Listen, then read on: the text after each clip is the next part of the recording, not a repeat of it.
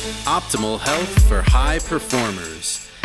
This is the Health Upgrade Podcast with Dr. Nawaz Habib. So today the question that we're going to answer is, how do we feed the vagus nerve? What are the top 5 nutrients for better HRV, less stress, and more energy? Let's jump right in. The agenda for today, we're going to go over those top 5 nutrients, what they are, why they matter, and how to use them. I'm going to share Michelle's real transformation story from the Health Upgraded community and from her program, and a special invitation to you on how to go deeper with us with the vagus protocol. Before we do that, there's 3 things I need from you. Number 1, I need your attention for the next 45 minutes. Number 2, I need you to come in with an open mind. And number 3, I need you to be ready to take action on what you learn. Okay, whatever it is that you take from this, I want you to be able to take positive steps to take action and really work to make vagus nerve function through nutrition a real primary tool in your toolbox. A little bit about me, just as a quick overview. I am a chiropractor and functional medicine practitioner. I am the author of Activate Your Vagus Nerve and Upgrade Your Vagus Nerve. I am the host of the Health Upgrade podcast. Highly recommend listening, particularly if you're a little bit more sciencey, really want to get into the weeds on the science side of things. I am the founder of Health Upgraded and a specialist in HRV, autonomic health, and the vagus nerve. That's really my claim to fame, is the vagus nerve. And I want to ask if this sounds familiar. If you're ever tired, even after a full night's sleep, if you ever feel wired, anxious, and have difficulty winding down at night, if you experience brain fog, low mood, or poor focus, if you're taking supplements but they don't seem to actively be working or doing as much as you would like them to, and if you're stuck in a cycle of stress with no real recovery that you're able to experience, then the answer is that your vagus nerve may not be getting the nutrients that it needs. And in fact, that is starving. And so we really need to start to look at what could be if we start feeding the vagus nerve correctly. So if we do, you can imagine instead waking up energized and clear-headed, feeling calm and resilient under pressure, experiencing sharper focus and a positive, steady mood, HRV scores that reflect real recovery, and a body that can finally heal and thrive. And this is within your reach, but it begins with the right nutrients and the right plan on an individualized basis. I want to quickly get into the vagus nerve very, very briefly, just talking about the functions that it has.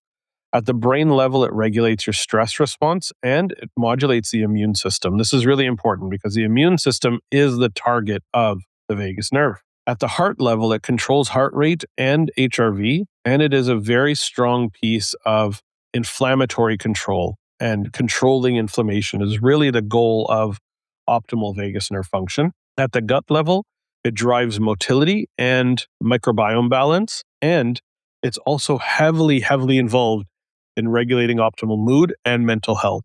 So these are big pieces to the puzzle as to why we need the vagus nerve working as well as we do. The report card of what your vagus nerve is doing is what we call heart rate variability, HRV. And HRV, very simply, I don't need to get into the weeds on this. Happy to share this. And we have lots of great resources inside the Health Upgraded community if you're interested in digging deep into this information. But HRV is the variation in time between each heartbeat, measured in milliseconds, averaged over a period of time. Okay, so a short period of time, we take that time, and then over that period of time, the number of milliseconds between beats of the heart is averaged. And that gives us, through a root mean square of the standard deviation, we don't need to get into the specifics, like I said, but that gives us your HRV number. And that is directly linked to your autonomic nervous system and the adaptability of your nervous system. How adaptable are you when stressors pop up? How capable are you of taking on the stressor and bouncing back? So higher HRV numbers tell us that we're more adaptable to stress and that our nervous system can go from sympathetic fight or flight state back to parasympathetic rest, digest, and recover state more readily. Whereas a lower HRV indicates more stress dominance, that we're experiencing a lot of stress. And what that means is that the stress has kind of burnt out the brakes and the vagus nerve is not capable of sending signals as effectively, meaning that we are living in a state of low resilience, that it's very difficult to bounce back, that we can't just enter healing state as easily as we would like. And that's an unfortunate situation. What we want is adaptive flexibility. We want resilience. That's really the goal of everything vagus nerve related. So why does HRV matter? It tracks the function of your autonomic nervous system, the balance between the sympathetic fight or flight system and the parasympathetic rest, digest, and recover system. It really truly does reflect your sleep quality and your ability to recover. How well are you recovering? The higher your HRV, the more recovery you're going to experience. This is heavily linked to longevity and health span. Heavily, heavily linked. So a big piece of why we live longer is our ability to adapt and recover. And it's through the autonomic nervous system that we do so. And it's directly influenced by what you eat and what you don't eat. And so this is a big piece of the puzzle. And it's not just eat, it's also drink. You want to make sure that you're not getting in things that you shouldn't. And I'm sure you kind of get where I'm alluding to, but really alcohol is one of the first things that will knock your HRV down and probably the hardest. So one thing to add by subtraction is minimizing or reducing your alcohol intake, because that will have an effect not only on your HRV number, but on your vagus nerve's capacity to enter healing state. What's really important to understand here is that nutrition is the foundation of allowing this nerve to do its work, right? We all are going to practice breath work and breathing practices. You can cold plunge. You can use every device available. But if you're not feeding your vagus nerve effectively, you're actually working against yourself. You're working in a situation where you're not allowing it to do its best because it doesn't have the nutrients to function well. And so there's three areas that we really need to focus on. We need to focus on powering it up using things like B vitamins and magnesium. These are all alluding to what we're talking about today. You need to build it up utilizing choline and omega-3s that construct the nerve membranes and the myelin sheath, because the vagus nerve is a nerve. And then we need to calm it utilizing things like omega-3s and vitamin D to regulate the body's inflammatory balance. This is really basic, but I want to get into what those nutrients are. So number one, the top 5 nutrients to help support vagus nerve function, we're going to talk about B vitamins. Okay. Now, I'm going to specifically talk about 3 B vitamins total: B1, B3, and vitamin B6. Okay. One is the fuel, one is the protection, and one is the builder. And this is really key to allowing the nutrition piece to really function. So on the B vitamins, why they matter is that the vagus nerve is one of the most metabolically demanding nerves in your body. This nerve is continuously working. It's working more when we're asleep than when we're awake, but it is functioning all the time. Not all of our nerves do that. The vagus nerve does. In order for it to remain metabolically functional at a high level, we need these 3 nutrients. So vitamin B1 supports mitochondrial energy production. We need these mitochondria, what we generally refer to as the powerhouse of the cell, but really it does so much more than simply produce ATP. It's so, so important. And there's lots of great new research on this. But vitamin B1 supports that mitochondrial energy production. Vitamin B3 is the nerve cell protection through NAD+. NAD+, I'm sure you've seen nutrients out there, peptides, supplements that are out there supporting mitochondrial function. And they're talking about NAD and NMN and all of these things that are out there. We don't need to get into the depth of it right now, and I don't have the time to do so. But NAD comes from vitamin B3. And so vitamin B3 is that precursor to allowing us to have nerve cell function through NAD+. Vitamin B6 has a little bit more of a function when it comes to neurotransmitters. It helps to build serotonin, GABA, and dopamine. And these neurotransmitters are particularly active and present, not in the brain, surprisingly, but in the gut. About, depending on the neurotransmitter, somewhere between 60 and 95% of that neurotransmitter is actually produced in the gut. And that's a really, really big deal, right? Can you imagine 90 to 95% of your serotonin, for example, is actually produced by the microbiome? And so there's a huge piece to the puzzle here when it comes to vitamin B6 being a tool that's necessary to allow for those neurotransmitters in the gut to signal up through the vagus nerve to the brain to let it know what's happening, to make sure that we have what we need, that the microbiome is in good balance. That comes through this particular channel. And these three nutrients are necessary for this entire process to work. So, what do we do about this, right? Like, what's the science saying? Well, vitamin B1, also known as thiamine, actually powers pyruvate dehydrogenase, which is the gateway to ATP production in the neurons. And when you are deficient in vitamin B1, you have a direct link to autonomic neuropathy, meaning that our nerves become incapable of sending signals effectively, including autonomic nerves like the vagus nerve and the sympathetic nerves. Okay. So, really big, important piece here. Vitamin B3 is NAD+, and that fuels the mitochondrial electron transport chain, allowing for energy to be produced. If we don't have NAD+, we don't have this precursor or this transportation piece allowing all neurons, including vagus nerve neurons, to be protected from oxidative stress. So this piece needs to be functional at a very high level. And then vitamin B6, also known as pyridoxine, this is a required cofactor for, like I said, serotonin, GABA, and dopamine, the neurotransmitters that feed back through those vagal afferent pathways from the gut to the brain. So these three all need to be able to be present and to allow vagus nerve function to be optimized. So how do we get these things in? What are the best food sources to increase our levels of these B vitamins? Number one, eggs by far. Eggs are the best food source, and you'll see a common theme as we go through this.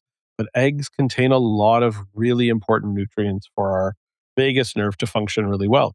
Liver and organ meats are also very, very high in a lot of these very important B vitamins. Nutritional yeast does contain B vitamin as well. Salmon and fatty fish is a really important area as well. And then sunflower seeds are also a great source of those exact nutrients, B1, B3, and B6, which are necessary for overall mitochondrial energy and signaling function through these nerves. If you're having trouble getting it through food sources, I use this one. I've actually got it here with me, which is ATP 360 by Research Nutritionals. So, big fan of that.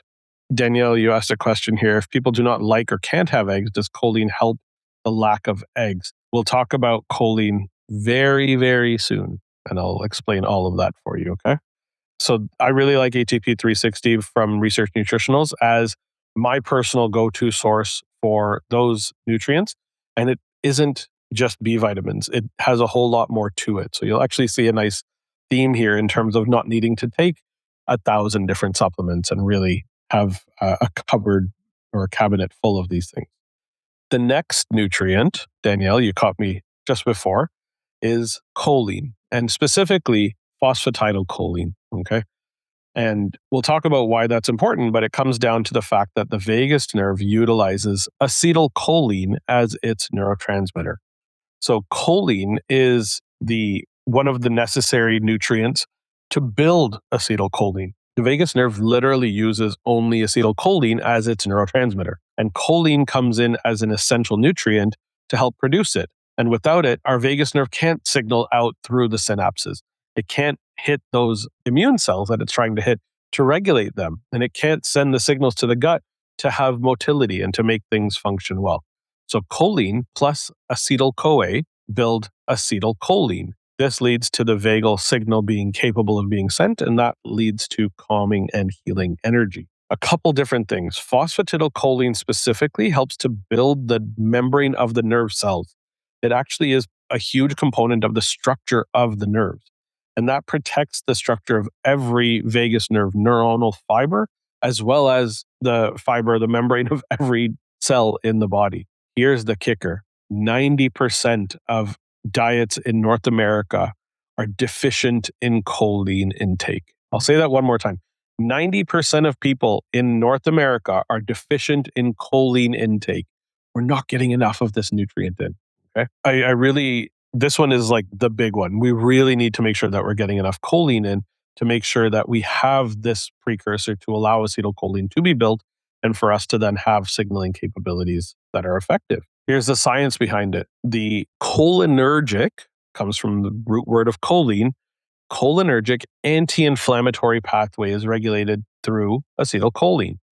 The vagus nerve releases acetylcholine that activates the alpha 7 nicotinic receptors, actually the alpha 7 nicotinic acetylcholine receptor, and that decreases the inflammatory signals, specifically TNF alpha, IL 1 beta, and other inflammatory cytokines that are going to be released at the cellular level. Phosphatidylcholine and myelin are very important. Phosphatidylcholine is actually the dominant phospholipid in nerve cell membranes and myelin sheath, and that's necessary for ensuring that the nerves have fast transmission. Myelin sheath is the cells that actually line and create the insulation around neurons. And these neurons have this myelin sheath around it so that they can speed up the transmission of signals so that things happen very quickly. Without good myelin sheath integrity, we're going to decrease the speed at which nerves can signal. And so you'll often notice as we get a little older, and if the myelin sheaths break down, or people that are dealing with longevity issues early on in their lives, mobility, nerve function, it decreases very quickly. It has a lot to do with the fact that those myelin sheaths are breaking down. And phosphatidylcholine is one of those important pieces to the puzzle, enabling those nerves to function well. When it comes to the gut lining, I know that's a picture of lungs. That was really odd to have there, but the gut lining is key here, right? Phosphatidylcholine forms the actual protective mucus layer of the gut. And so deficiency in phosphatidylcholine is actually going to lead to intestinal permeability, something that we all know as leaky gut. And that results down the road to neuroinflammation and, again, reduced vagus nerve tone. So having choline come into the diet is very, very important. Now, there are some foods that you can choose from that are good for choline. You'll see specifically, I've said egg yolks. And Danielle, I'll get into it, but there are many other foods that you can choose from.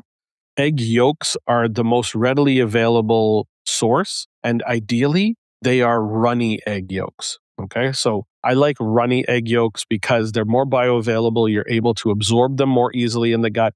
And that's where we can get the choline in to be able to support the gut lining, to support the vagus nerve, to get acetylcholine levels up. That's really important. That said, not everybody can choose to go to eggs, and some people don't like them. Some people are allergic to them.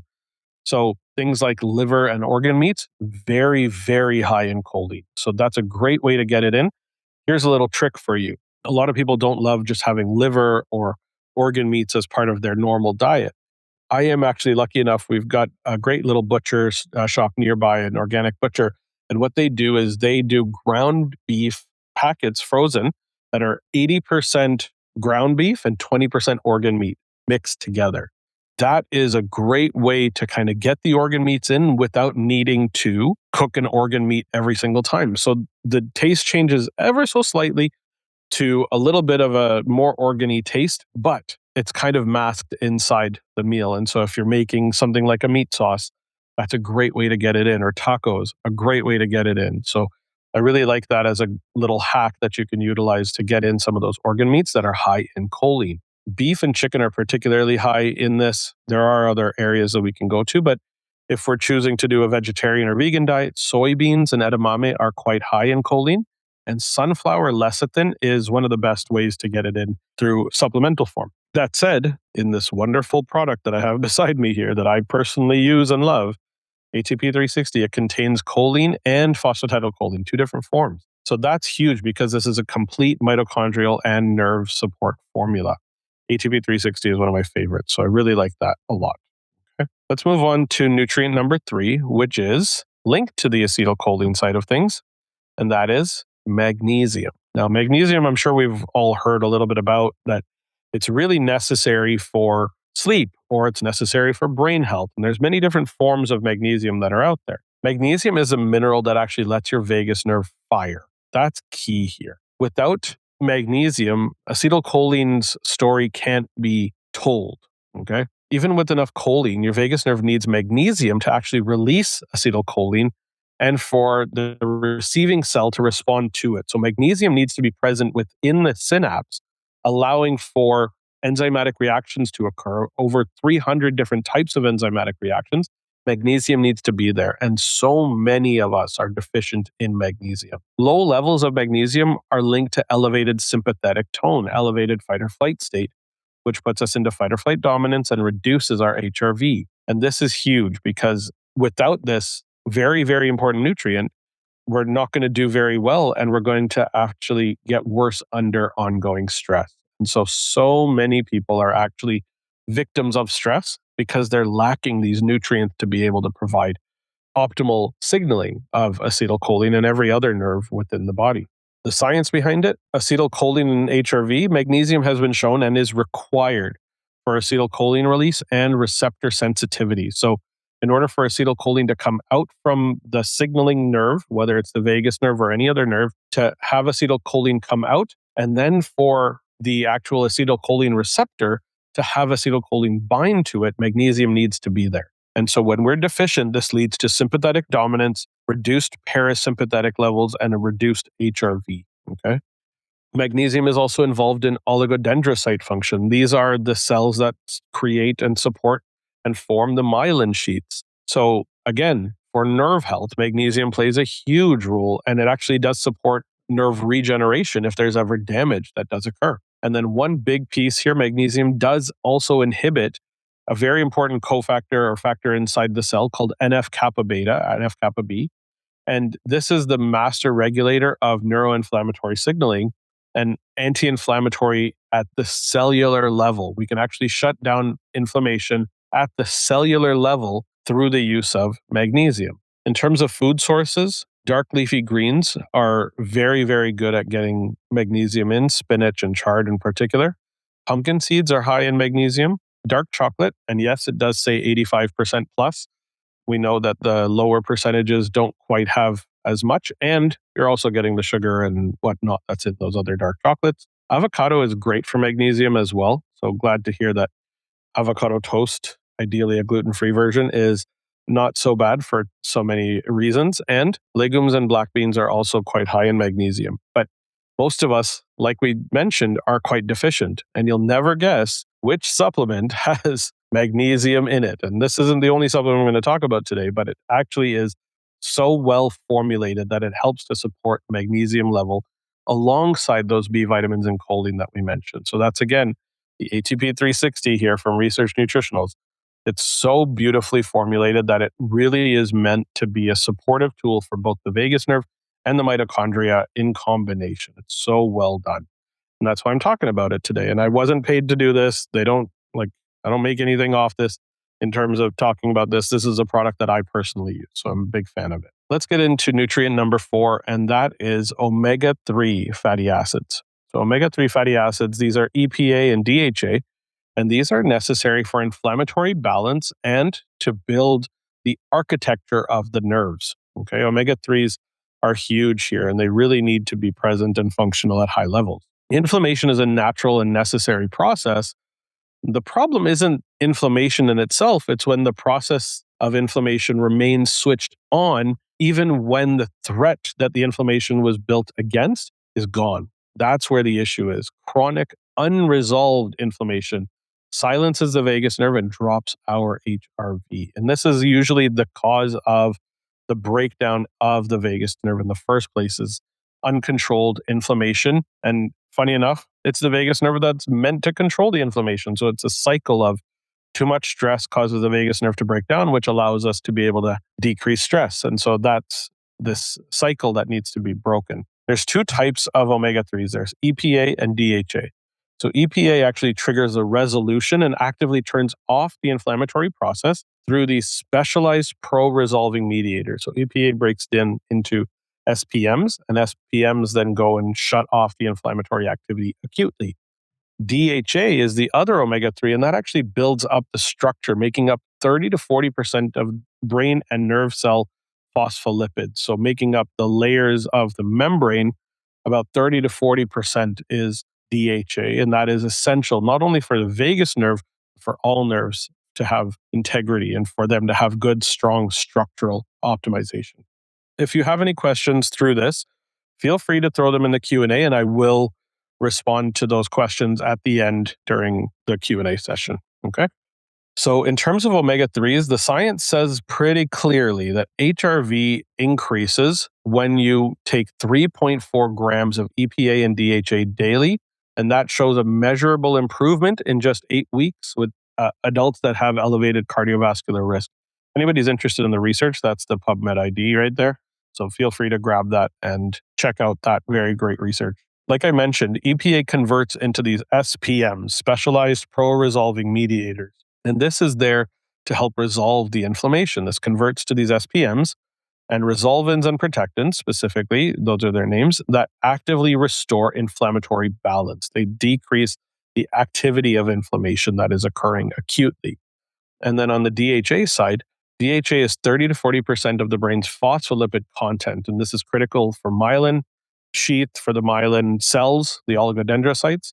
It's necessary for synaptic membrane fluidity and vagal conduction velocity, the ability for nerves to send signals through is actually linked to high levels of DHA being present. Now, too many of us are actually lacking these omega-3s, and we're actually quite high on the ratio of omega-6s. And so testing your omega-3 levels, your omega-3 index, is actually a very, very high value, something that I've spoken about in the past, something I talk a lot about in the Vegas protocol and in the community, something that needs to be looked at. And we actually have a special guest coming in the community to talk about it in the next couple of months. I believe she's coming in June. A friend of mine named Melissa Crispell. So nutrient number 4 is these omega-3s. And so from the wild food sources, in an ideal world, you're getting it from wild caught salmon. Sardines and mackerel are also very, very high in these. There is a plant-based DHA that comes from algae, which is a great vegan option. Flaxseed also does have it, but there is limited conversion from ALA, And a big piece of the puzzle here is omega-3 index being tested. That said, in terms of supplement options, I really like this one right here. Can't really see it in the light, but it is the same one that's on the screen. It is Ultra Omega from Pure Essentials. Now, I trust Pure Essentials so much in terms of their supplement quality. This company is superior when it comes to their quality, and they are relentless when it comes to getting tested and making sure that their products are of the highest quality. And so I personally use this Ultra Omega from Pure Essentials. It is the triglyceride form, which is significantly better absorption. It does not taste like fishiness.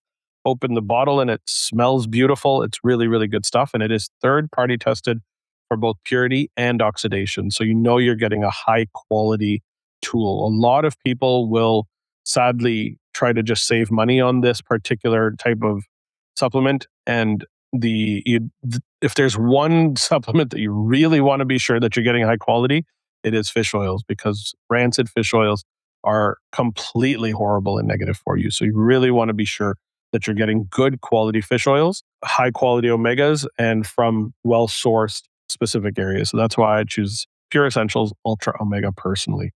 Let's go on to nutrient number 5. And nutrient number 5, as I'm sure many of you guessed, is vitamin D. Vitamin D gets a rap of being a vitamin, when in reality, it's actually far more functional as a hormone that your vagus nerve actually truly depends on. Now, vitamin D is technically a hormone. It is technically not just a vitamin. It does so much more. And sadly, most people are deficient. And that's why we feel so much better when we go out in the sun and we get the vitamin D there to help become activated. This is a really big piece to the puzzle, allowing us to have good vagus nerve cellular function. So the part of your brain that houses the vagus nerve, specifically the brainstem and the dorsal motor nucleus of vagus, is packed with vitamin D receptors. It requires vitamin D to get in. But 42% of US adults are actually deficient in vitamin D, and greater than 70% of those with chronic illnesses are low in vitamin D3 levels. I'm sure it's actually closer to 85 to 90%. The optimal range for vagal immune health in terms of the measurement of nanograms per milliliter is 60 to 80. So the next time you get your testing done, I highly recommend that you take a look at what your vitamin D levels are, and it should be 60 to 80 nanograms per milliliter. Highly, highly recommend getting that checked through blood work. Very simple blood work that most doctors should have no issue ordering. Why this matters? Well, we know that in the vagal nuclei, specifically in the dorsal motor nucleus of vagus, in the brainstem, the receptor quantity is so high. The brainstem and dorsal motor nucleus of vagus are dense with vitamin D receptors. D3 directly regulates vagal tone. This is key. Deficiency of vitamin D lowers HRV. As we become deficient in vitamin D, this correlates with reduced activity of the parasympathetic nervous system, and the HRV will drop accordingly. Supplementation of vitamin D is shown to restore autonomic balance. Highly, highly recommend vitamin D supplementation where necessary, because this is a game changer at a very low cost. D3 works well with both magnesium and K2. Magnesium is required to convert D3 to its active form, and K2 directs calcium properly. And so the triad of D3, magnesium, and K2 work really, really well together. In terms of food sources, places where we should be going, again, fatty fish, great way to get it. Salmon, mackerel. Here's that theme again. Egg yolks, if you can handle them, they're great for you. UV exposed mushrooms also do have some pretty good levels of vitamin D within them. Who would have thought that sunlight is a food source of vitamin D, right? Getting 15 to 20 minutes of not just sunlight on your face, but rather on your skin, right? On your skin overall. So ideally, getting that sunlight for 15 to 20 minutes at minimum daily is necessary for that conversion of D3 into its active form of 125 hydroxy D3. Food sources alone rarely cover what's necessary, and that's why supplementation is so, so important. And the one I recommend is the same brand as the Ultra Omega from Pure Essentials. It's the Ultra Vitamin D3. I really like this. I know the quality of the supplementation, as I mentioned, is of highest quality. I know I'm getting good stuff when I choose this. That's why I like the Ultra Vitamin D3 by Pure Essentials as my personal supplement pick. And that's the same for the whole family. Everybody gets their drops every morning. I like the dropper because then we don't have another capsule to have to take another pill. Okay. So I hope this has been good, because this covers kind of the nutrition and supplement stack overall. The 5 nutrients that are necessary to work together. B vitamins, which fuel and neurotransmitter synthesis. This is mitochondrial side of things and neurotransmitter side of things. Again, ATP 360, a great way to get that in. Choline or phosphatidylcholine. Ideally, the form that you're getting is phosphatidylcholine, but that helps to support acetylcholine production and the structure of neuronal membranes. Magnesium helps with acetylcholine release and mitochondrial function and feelings of calm, depending on the form that you're utilizing. And we can talk about that. We can answer those questions very easily. Omega 3s, these are necessary for inflammatory balance, and the DHA is necessary for the architecture of the nerves, making sure that the nerves and the myelin sheath are there. My favorite source is Ultra Omega from Pure Essentials. And then vitamin D, vagal receptor support and anti-inflammatory axis functions. And Ultra D3 is my personal choice for that as well.